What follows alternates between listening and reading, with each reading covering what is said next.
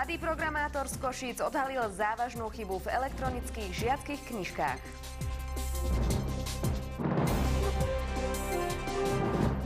Dnes večer s Máriou Chrenekovou Pietrovou a Jaroslavom Zápalom. Na Markíze ponúkame prehľad spravodajských aktualít. Dobrý večer pri televíznych novinách.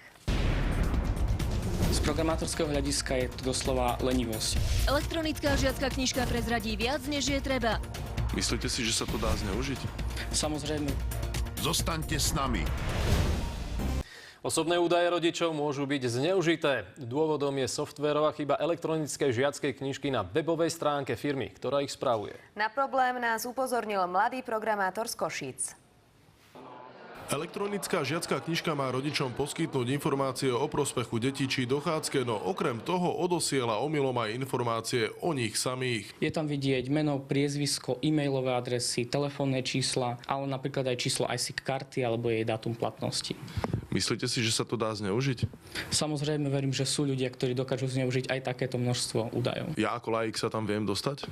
Samozrejme sú to zhruba 3 až 4 kliknutia, napríklad v prehliadače Firefox. Tak sa na to pozrime podrobnejšie. David má k dispozícii heslo jedného zo študentov nemenovanej školy. Po prihlásení však za pár sekúnd pozná detaily o všetkých žiakoch a rodičoch. A tu vidíme všetkých žiakov. Po rozkliknutí objektu vidíme presne všetky údaje daných študentov.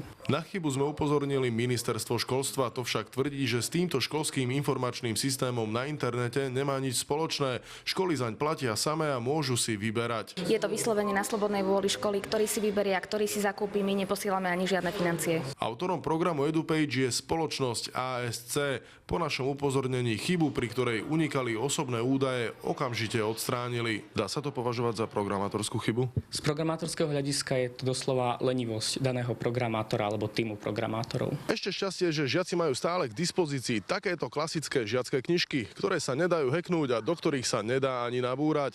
Maximálne ich tak môžete stratiť. Z Košíc, Dušan Tokarčík, televízia Markíza.